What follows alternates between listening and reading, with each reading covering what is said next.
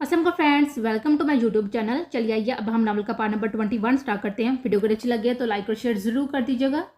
RJ के दिए गए वीडियोस के बाद तो वो जैसे टूट सी गई थी, लेकिन दुल्हन का ये रूप उसके लिए वाकई ही नया था। वो तो उसकी कुल कायनात थी। कॉलेज के फर्स्ट डे से अब तक वो हजार इतलाफात के बावजूद भी इसी गुमान में रही थी कि उसकी तन तनहा उस शख्स के दिलो दिमाग की सल्तनत पर बरजुबान है। कल रात दुल्हन ने उसे कुछ गिफ्ट दिलाए थे जिसने साथी से कैरी करने का हुक्म देकर गया था, लेकिन दिल की दुनिया तबाह हो चुकी थी। भला उस शख्स के लिए सजना सवरना मैंने रखता था। अब रोते रोते उसकी हिचकी बन गई थी जब नजरें उठाए खुद को सामने आईने में देखा था। सुरही माइल गुलाबी आंखें शिद्दत ग्रे जारी से सू चुकी थी। वो उठकर आने के सामने आ ठहरी थी। बेएहतियार ही अपना मुआवजा परिहान से करने लगे थे। जो भी था वो उसे उम्र में छोटी थी और मासूम सी कली। शायद के दुल्हन के दिल पर उसका ही राज था। मनफी सोचों के दर आते ही और दुल्हन भद के साथ किसी और का तस्वर करते हुए वो सब कुछ तैस नैस करने को तैयार थी। परिहान या ना हो कभी तुम्हारे और दुल्हन भद के दरमियान मौजूद है। सिर्फ दुल्हन भद ही क्यों, घर के किसी और फर्द को क्यों नहीं पता कि दुरेत और परिहान कहाँ है। कहीं उसने रकावत में दुरेत को नुकसान पहुंचा दिया तो। ईदगी सरगोशों में डली हुई आरजे की आवाज पर वह तड़प उठी थी। दुरेत उसका बहुत प्यारा दोस्त था और यह सच ही तो था कि कब से परिहान और दुरेत का कोई अता पता नहीं था। अन्ना का दिमाग तेजी से काम कर रहा था। ये चीप तुम मौका देते ही दुल्हन भद के सेल से अटैच कर गया ना। हम उसे बाज करेंगे कि रम्स परिहान और दुरेत कहाँ है। दुल्हन भद का एक दूसरा रूप हम दुनिया के सामने लाएंगे कि तुम मेरा साथ दोगी। बोलो अन्ना, तुम अपनी दोस्ती का हक अदा करोगी। आरजे की हिम्मत दिलाती हुई आवाज पर बहुत को मजबूत करने लगी थी। वो शख्स की गिरी हुई शख्सियत की इंतहा देखना चाहती थी और देखना चाहती थी कि वो दोगला इंसान एमए का बेटा होकर मोहब्बतों का दावेदार कैसे बन सकता है। वो उलझी सी जले पाँव के बिल्ली की तरह एक जगह से दूसरी जगह घूम रहे थे जब दुल्हन की गाड़ी का हॉर्न सुनाते हुए उसके पाँव थमे थे। वो सराय से खिड़की की तरफ बढ़े थे। हंसपे आदत गाड़ी से निकलते हुए उसने टाई ढीली की थी, साथ ही कोट उतारते हुए बाजू पर डाला। गाड़ी की चेन खोलते हुए हल्के से माथा मसला था। उससे पहले कि वो ऊपर को निगाह उठाता वो बिना देर किए पीछे हटी थी। वॉशरूम में घुसते हुए खुद को कंपोज करने लगी थी। दलाम कमरे में दाखिल हुआ तो बिखरा हुआ रूम उसकी नफीस तबीयत पर असर छोड़ते हुए तेवरी पर कई बार डाल गया था। अनादिल, वो डांटते हुए उसे आवाजें देने लगा था। कुछ न कर के भी अन्नादा का दिल अजीब तरह से धड़कने लगा था। अनादिल बाल सवाल सुलझाते हुए खुलिया दुरुस्त की वे बाहर आई थी। आप कब आए? जबरदस्ती की मुस्कुराहट चेहरे पर सजाए हुए उसके करीब आई थी। दलहाम ने उसके चेहरे से ऊपर कुछ खोजने की कोशिश की थी जो अन कही कहानियां बयान कर रहा था। ये सब क्या है? उसने एक नजर रूम पर डालते हुए उलझी सी आवाज में कहा था। ओह, ये पता नहीं, बस ऐसे ही मेरा पाँव रुपटा तो सहारा लेने की हाथ चादर थमी और ये सब हो गया। अन्ना ने हाथ आगे बढ़ाते हुए फरमादार पीवियों की तरह उसका कोट थमना चाहा था। दलहाम ने कोई जन्मिश जाहिर की थी जो मसल से अन्ना का चेहरा खून चढ़े थे। मैं ठीक कर देती हूँ ये। दलहाम के मूड के पेश नजर रखते हुए वह फौरन से आगे बढ़ी थी जब दुल्हाम ने आगे बढ़ते हुए उसे बाजू थामा और कोट पीछे को गिराया था। उसका अमल अन्ना को कुछ बखला गया था जब वो उसे खुद से करीब की उसकी खुशबू अपने अंदर उतारने को उसके बालों में चेहरा छुपाने की सही करने लगा था। उसे इन अनचाही कुर्बत पर अन्ना का चेहरा तप उठा था। एक बागी आंसू पलकों की बात तोड़ते हुए बाहर आया था। बहुत डल लग रही है मिसेस दलामबाद, क्या बहुत मिस किया था मुझे? एक हाथ साथी से उसके कमर में गिरा था जबकि दूसरे हाथ से उसके चेहरे पर आए बालों को हटाते हुए उसकी आंखों में झांका था। अनन्या ने नजरें चुराई थी। जानती हो इस वक्त मेरा दिल क्या चाह रहा है? उसके चेहरे का बागौर जायजा लेते हुए वो पूछ रहा था। क्या? वो खोई खोई सी दुल्हन को देख ही रहा था कि वो दोनों एक दूसरे की हस्ती के पोशीदा असरार जानना चाहते थे, पर आंखों से। क्यों ना हम परिहान और दुरेत की तरह एक लॉन्ग हनीमून पर ट्रिप पर चलें। यहाँ का काम की कसरत सर उठाने को फुर्सत नहीं दे रही। अन्ना चौंकी थी। इतने दिनों बाद परिहान का जिक्र हो रहा था। वो दलाम को बागौर देखने लगी थी। शायद कि मोहब्बत की कोई रम्स महसूस हो। दलाम को उसकी मशकूक हरकतें तैश दिला रही थी। अनादिल, गंभीर आवाज गर्म सांसें बेहद पास से उभरी तो वह होश में आई थी। क्या?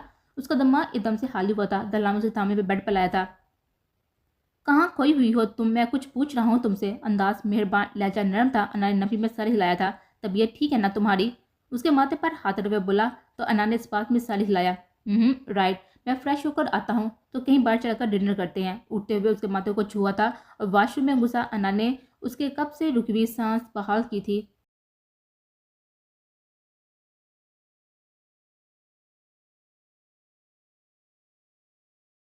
उसकी नजरें तेज से इर्द गिर्द का जायजा ले रही थी। तभी उसका ध्यान दलहम के सेल की तरफ गया था। चोर नजर से वॉशरूम को देखा और फिर फुर्ती से दलहम का सेल पकड़ा, पर मोबाइल पर लगा हुआ पासवर्ड उसका मुंह चुरा रहा था जो कि वो बदल चुका था। अब उसके पास कोई चारा न था कि वो आरजे की बात पर अमल करे। तभी वो सेंसर चीट उसके सेल से कवर हटाते हुए बैग पर अटैच की थी। लम्हों की कार्रवाई करते हुए वो सेल महसूस जगह पर होते हुए आरजे को डर का मैसेज छोड़ते हुए अपना सेल लिए कमरे से निकल गई थी। दलहम कमरे में आया तो वो वहां पर नहीं थी। कुछ सोचते हुए बाहर आया तो वो उसे बेचैन सी लाश में वाह करते हुए दिखाई दी थी। दलहम चाह रहा था कि उसे इत्मीनान मिले थे, खुद ही सब कुछ बता दे, पर शायद उसके दिल में अपना इतना डर बचा गया था कि वो उससे जो बातें छुपाने लगी थी। इन दोनों के दरमियान की बदइत्मीनानी में कसूरवार इन दोनों का ही था। अगर वो दुल्हन के माजी को लेकर तानाजनी ना करती तो शायद वो उसे ये राज ना छुपाता, पर अन्ना का उसे उसके ट्रस्ट को गलत मानी दिए थे, तभी वो भी अपने राज रखने लगा था और नतीजन वो भी उस पर इत्मीनान नहीं कर रही थी। अनादिल वो सुस्त रवैये से उसके पास आया था, जो अपने अमल के सही और गलत होने के तवाज़ुन में घुली हुई थी, पर जोर अंदाज में चूकी थी। चलें, दलाम ने फिर से हल्का फुल्का अंदाज अपनाया तो अन्ना ने भी कदम आगे बढ़ाए थे। दिल कुछ गलत होने की निशानदही कर रहा था, पछतावे गिरने लगे थे, पर वो दिल की सदा पर कान धरे बगैर खुद को सही कहते हुए मुतमिन करने लगी थी। जल्दी वो सेल और गाड़ी की कीस लिए उसके पास आया था। चेहरा मुस्कुराहट से जुड़ी थी। वो दोनों मुस्कुरा रहे थे या मुस्कुराने की एक्टिंग कर रहे थे, जिन्हें बेहतरीन एक्टर साबित कर रही थी। दोनों को ही मुकम्मल तरीके से अपने जज्बात पर कंट्रोल था। दिल गाड़ी में छाए हुए सन्नाटे को अन्ना की आवाज़ ने तोड़ा था। वो सवालिया नजर से उसको देखने लगा था। क्या मुझसे पहले कभी आपने किसी को चाहा था? अन्ना के सवाल पर दलहम को अच्छा खासा शॉक दिया था। बेसाता ही पाँव गाड़ी के ब्रेक पर पड़ा था। मेरा ख्याल से तुम मुझसे ज़्यादा जानती हो अनादिल। इस बात का जवाब तुम्हें खुद से लो। ना चाहते हुए भी उसका अंदाज तीखा हुआ था। मैं आपको कभी नहीं जान सकी। वो मुंह के जाविया बनाते हुए बाहर देते हुए बोली तो दुल्हम का कहका गूंजा था। वो रूह मोड़े हुए मशकूक नजर से उसको देखने लगी थी, जैसे ये कहका दुल्हम का पागल जाहिर कर रहा था। ओह सॉरी, एक्चुअली ये सुनने में काफ़ी अजीब लग रहा है ना। जिस लड़की को दुल्हन बहुत अपनी आती जाती सांसों का सामान समझता है, वही ऐसी बातें कर रही है। अमेजिंग। दुल्हन की आवाज़ में मायूसी की अमेजिश वाजिया थी। तुम सवाल गोल कर रही हो, वो चीखी थी। दुल्हन को उसका रिएक्शन बहुत अजीब लगा था। तुम बता दो, ऐसा क्या सबूत पेश करूं कि तुम्हें अपने शोहर पर यकीन आ जाए? लम्हों की कुछ शरारत हुई थी। वह पजल गेम खेलने पर अमाता नजर आ रहा था। तभी गाड़ी रोकते हुए अपना रूह उसके जन्म किया। सिर्फ हाँ या ना? अन्ना को जवाब चाहिए था। शायद तुम्हें मेरा जवाब पसंद न आए। दुल्हन का अंदाज बहुत संजीदा हुआ था। अन्ना का दिल पूरे जोर से धड़क उठ रहा था। उसे देखने लगी थी क्या वो परिहान और अपने रिलेशन का राज मुनकशफ करने वाला था। उसका डिमांडबाज समात बना हुआ था। दुल्हन की निगाहों ने उसके उलझे चेहरे से आंखों और फिर लबों का सफर किया था। उससे पहले कि इन निगाहों की गुजारिशात से मैंने अहस कर पाती, दुल्हन ने अपने लबों का पहरा उसके लबों पर बढ़ाया था। गोया उसे अन्ना के फजूल सवालात बहुत बुरे लगे थे। बोलने पर ही पाबंदी आयद कर दी गई। वो उसके अमल पर बेचैन बैठी थी। पहाड़ों के दरमियान से निकलती हुई 4 कोल की स्याह सड़क रात की मुकम्मल स्याही में डूबी हुई थी, जो कि जरा जरा पास से गुजरती गाड़ियों के हेडलाइट से रोशन होती थी और फिर रात की स्याही ओढ़ लेती थी। इर्द गिर्द पहाड़ पर बड़ी हुई सफ़ेद रुई जैसी बर्फ इस खामोश रात का हिस्सा बनते अपने अंदर बहुत से इसरार छुपा लेती थी। दुल्हन का हाथ अन्ना की सीट के बैग की तरफ बढ़ा था, जैसे रिलैक्सिंग मूड में लाते हुए वो अन्ना की आंखों में दर्ज तहरीक को दिलचस्पी से पढ़ने लगा था, जो उसकी बेहुदी से नजरें चुरा रहे थे। दिल वो घबराई थी। दिल अन्ना के बगैर था ही नहीं। अन्ना दिल दुनिया में दुल्हन बहत की मोहब्बत को मापने वाला कोई पैमाना होता तो तुम खुद पर नाज होती कि तुम वो वाहिद लड़की हो जो रोज़े अव्वल से दुल्हन बहत के दिल की सल्तनत पर राज कर रही हो। शायद मुझे बताने का सही तरीका नहीं आता, पर हकीकत यही है अन्ना के अन्ना दिलावर से अनादिल तक ये सफ़र तुमने दुल्हन बहत की सांसों को मुस्तहार लेकर तय किया है। दुल्हन के लफ्ज़ों ने हाथों से अमल का सहारा लिया था, जो उसके चेहरे तो कभी बात से ला रहा था। दुल्हन मैं खामोश, बिल्कुल खामोश। अनादिल तुम चाहती हो ना कि आज मैं तुम अपनी हस्ती के राज मुनकशिश करूँ? तो सुनो, मेरा हर राज तुम ही हो और हर राज तुम्हारी मोहब्बत में पनाह है, जिसकी हाथ तुम पर आकर खत्म होती है। उसका हाथ थामे में लबों से लगाया गया था। अन्ना का दिमाग मौफ होने लगा था। उसके दिमाग में कुछ अनहोना चल रहा था। दिल पछतावों की बस्ती का बासी बन रहा था। उसने एकदम से फैसला किया था दुल्हन को सब सच बताने का। आरजे और उसकी बातें जाने क्या सच था क्या झूठ है। दिल उसके सुनना नहीं चाहता था। तुमसे भला बेहतर कौन जानता होगा दुल्हन भक्त के इसकी टुकड़ों में बटी हस्ती को तुमने आके जुक्ता किया। तुम्हारी मोहब्बत ही तो जैसे जिंदगी जीने का नया सबक दिया है अनादिल, और मुझे इस बात पर नाज है कि तुम मेरी हो। तुम्हारे होने से मैं हूँ। कभी कुछ नहीं मांगूंगा तुमसे अनादिल, मसवाई इसके कि तुम मुझ पर भरोसा करना सीख लो। एक भूख उसके चेहरे पर मारते हुए मुस्कुरा दिया था और ज़रा सा झुकते हुए एक बार फिर से अपना अमल दोहराते हुए उसके लब्बों को छुआ और एक पूरी यकीन सा लम्स उसके कंधे पर देते हुए वो पीछे हटा था। अन्ना कुछ देर पहले की मोहब्बत बड़ी शरारतों और गुस्ताखियों में मदहोश सी बैठी हुई थी, जब दुल्हन ने अल्लाह जज्बात की चमक लिए मुस्कुराहट लबू पर सजाई और गाड़ी में सैर तारी करता हुआ म्यूजिक ऑन किया। दुल्हन के लब भी गुनगुना उठे थे, जबकि एक हाथ से ड्राइव करते हुए दूसरा हाथ में उसका हाथ हमें बार बार लबू से लगा रहा था। अन्ना का दिल बढ़ाया था, उसे चीट कर रही थी। वह बाहर का ज्यादा लेते हुए अपनी आंखों में आई नमी छुपाने की दो कर रही थी। एक रेस्टोरेंट के सामने गाड़ी रोते हुए दुल्हन ने उसका हाथ थामते हुए बाहर आया था। रेस्टोरेंट के सामने सर्दी से बचने को एक अलावा दिखाया गया था, जिसके इर्द गिर्द बहुत से नौजवान मरी कबीले का रवायती रक्स पेश करते हुए नजर आ रहे थे। दुल्हन उसे लिए हुए वहां आया था, जब हाँ हाजरीन के लिए बाहर आरजे ने शिस्त बनाई गई थी और काफ़ी ज़्यादा सहाबी इस तफरी से महसूस हो रहे थे। इट्स लुक्स वाओ, उसका मूड ठीक करने को बोला था। दुल्हन को यकीन था कि कुछ देर तक जब वो नॉर्मल होगी तो उसे अपनी उलझनें ज़रूर शेयर करेगी। हाँ, अनाहुद तरसी का शिकार हो रही थी, लेकिन दुल्हन की तरफ देखते हुए ज़बरदस्ती की मुस्कुराहट चेहरे पर सजाए। रवायती फोक म्यूजिक पेश किया जाने लगा था, जहाँ मुख्तलिफ इलाकाई गाने गाए जा रहे थे। दुल्हन का सैल बाज उठा था तो सामने मौजूद नाम ने अन्ना की हसीसियात बेदार की थी। जहाँ दुरेत का नाम जगमगा रहा था, अन्ना का दिल गाय के लफ्ज़ों पर सहमा था। जैसे सामने मौजूद शख्स उससे सरापा सवाल था। ज़मीन की लानत मलमत बड़ी थी। वो एक मौसम फैसला लिए वहाँ से उठ खड़ी हुई थी। दुल्हन कुछ फासले पर मौजूद था, जो अभी तक दुरेत से कार में बिजी था। मुझे तुमसे बात करनी है। अन्ना का मैसेज दूसरी तरफ मौजूद शख्स के चेहरे पर तंजिया मुस्कुराहट खिला गया था। उसने सिम निकालते हुए दांतों में छुपाई दी। वैसे भी वो अन्ना आप उसके किसी काम की नहीं रही थी। जिस मकसद के लिए उसे इस्तेमाल किया था वो मुकम्मल हो गया था। अन्ना ने कुछ देर जवाब का इंतजार किया था और बेचैनी हदसवा हुई तो खुद ही कॉल मिलाई, पर दूसरी तरफ का नंबर नॉट रीचेबल था। एक दो बार की ट्राई करने के बाद उसका दिल चाह रहा था कि मोबाइल सामने मौजूद दरख्त पर दे मारे। वो डरी सी थी जब पास की इंतजाम की आवाज़ आई थी, जो उसे ढूंढता हुआ फौरन पीछे पलटी थी, उसके पास आई थी।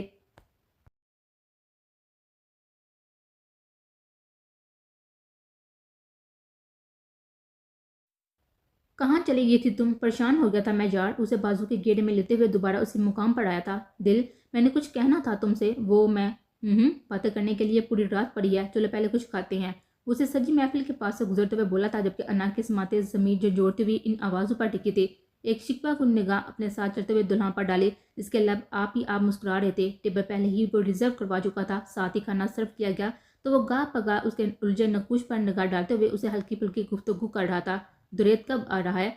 परिहान का नाम लेते हुए उसे अजीब सा महसूस हुआ तो उसने डायरेक्टली दुरेत का पूछा था। बहुत जल्द। अकेला थोड़ी है ना, वो परिहान भी उसके साथ है। उसे जाने की शक गुजरा था कि वो परिहान के नाम पर मुस्कुराता था, जबकि हकीकत थी कि उसका दिमाग हर आम चीज़ को भी बहुत हास करके महसूस कर रहा था, क्योंकि वह हर सोच को आरडी की सोच से देख रही थी। और रम्स, अनाक के जानबूझकर एक नाम लिया था। दलहम के तेवर पल में बदले थे, उसके हाथ खाने से रुके थे। वो मर चुकी है हम सब के लिए। आइंदा उसका जिक्र कम से कम मैं तुम्हारे मुंह से ना सुनूं। लब बीचे वो सख्ती से बोला था। अन्ना को वो दुनिया का सबसे दोगला शख्स लगा था। वो दो तीन लकमे जहर मार करते हुए दोबारा से उठ खड़े हुए थे। घर आते एक थकन का एहसास अपनी गिरफ्त में लिए हुए था। वो आते हुए बिस्तर पर दराज हुआ था, जबकि अन्ना खुद को फजूल कामों में उलझाए हुए थे। अन्ना दिल बेचैनी से करवटें बदलते हुए और उसने अन्ना को बुला लिया था। उसके बगैर नींद आने का नाम नहीं ले रही थी। दूसरी तरफ वो लॉन्च में बैठी हुई यकटक टीवी में निगाहें जमाई हुई थी, जो ऑफ था।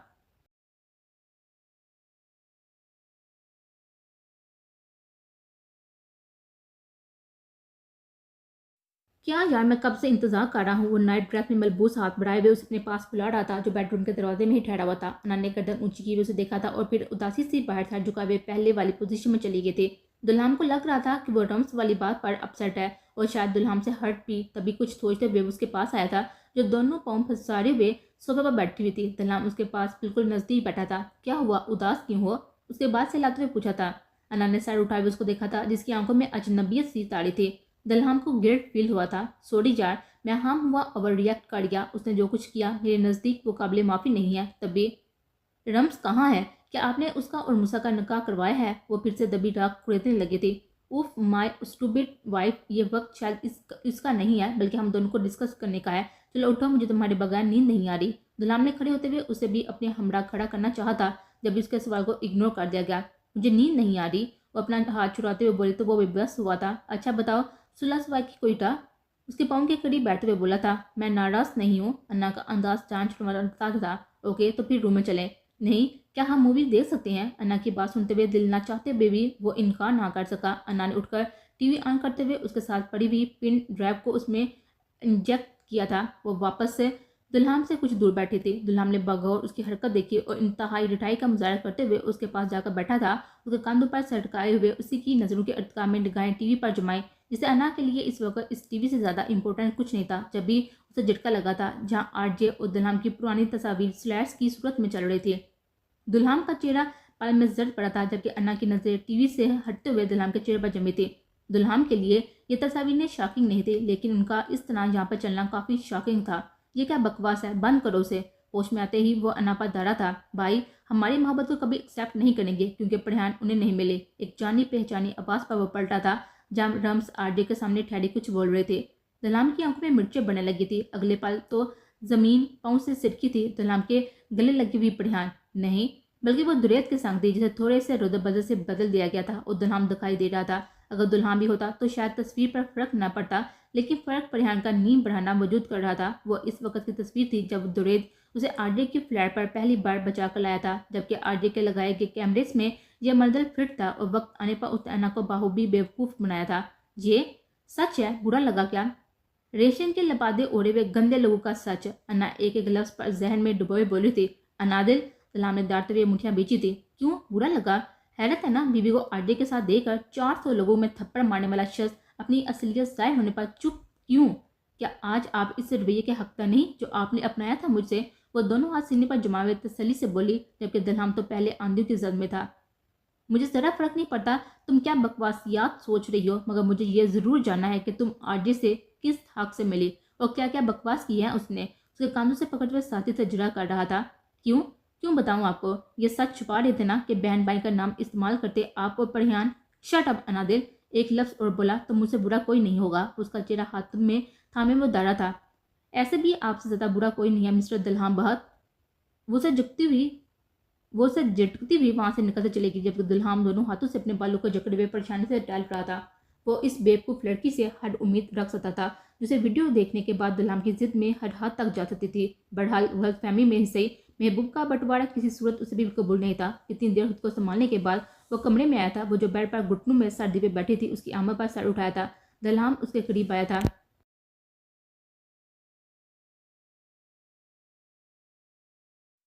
मैंने अपनी राहें आपसे अलग करने का फैसला कर लिया है मिस्टर दुल्हान बद। अन्ना की आवाज़ ने गहरी खामोशी के जमूद को न सिर्फ तोड़ा था बल्कि दुल्हान को मारने की कोई हद नहीं छोड़ी थी। वो लड़की बार बार उसका जद आजमा रही थी। अनादिल, क्या तुम चाहती हो कि मैं टिपिकल शोहरों की तरह यहाँ बैठकर अपनी सफाइयाँ पेश करूँ? उसके सामने आ रोका था।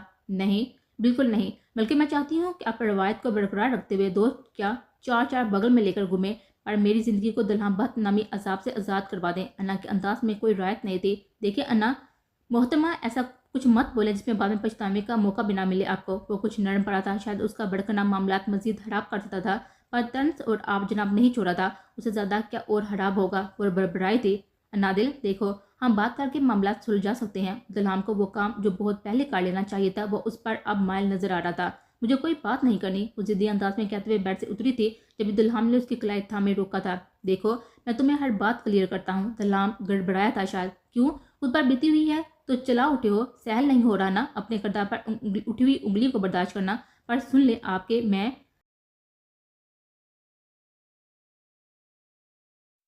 जो उंगली उठी है ना उसे तोड़ना अच्छे से जानता हूँ मैं। मसला ये है कि यहाँ मेरे अपने डुबोना चाहती हैं। वो एक मामूली से झटके से वो उसके बेहद करीब आ चुकी थी। पर मुझे आपके साथ नहीं रहना, सुन रही है ना आप? मुझे किसी ऐसे शख्स के साथ नहीं रहना जिसका कोई किरदार ना हो।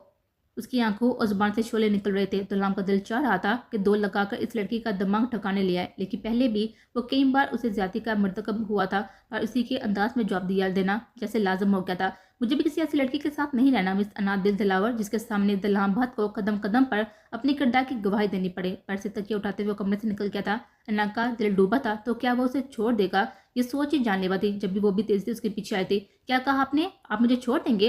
वो सदमाती कैफियत में थी। तुम्हारी हवाइश पूरी कर रहा हूँ। बदकिरदार आदमी के साथ रहना नहीं चाहती ना तुम? वह लफ्ज चुपाते हुए उन्हें मुंह गिरते हुए सोफे पर मुंह छुपा गया था। तो परिहान, शट अप अनादिल, एक और लफ्ज नहीं वरना मैं हर लहाज खत्म कर दूंगा।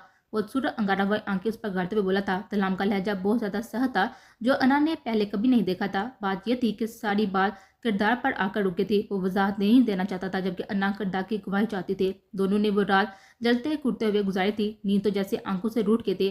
अन्ना की आंखें बार बार भीग जाती थी। कुछ अनहोनी का एहसास बेचैन कर रहा था। वो बेचैनी से पहलू बदल रही थी जब उसके सेल की नोटिफिकेशन ट्यून बजी थी। दुल्हान की तरफ से एक वॉइस नोट शेयर किया गया था। उसे दुल्हान की यह हरकत अजीब लगी। जो 2 कदम के दहलीज पार बैठा उसे मैसेज कर रहा था। वो उसे इग्नोर करना चाहती थी पर कुछ सोचते हुए उसे ऑन किया था। दिल की धड़कन थमी थी। वो वॉइस नोट अन्ना की आवाज़ में रिकॉर्ड था जो इस वक्त दलाम का तरस महसूस हो रहा था। दलाम की सोचे एक बार फिर से उस पर मरकूज हो गई थी। दलाम का दिल बेचैन और मुस्तरब था। वो जितना मामला को ठीक करना चाहता था अना ने उतने उलझा दिए थे। कुछ सोचकर उसने दुरैत को काल मिलाते हुए परेहान की सिक्योरिटी के मतलब कुछ मजीद इंस्ट्रक्शंस दी थी। दूर कहीं मस्जिद से अजान की सदा बुलंद हुई तो वो उठ खड़ा हुआ था और रब के हाथ सर पर सजूद होते हुए अपने घर की कलियों की इज्जत और अमान खुदा के सुपुर्द करते हुए दुआ करने लगा था।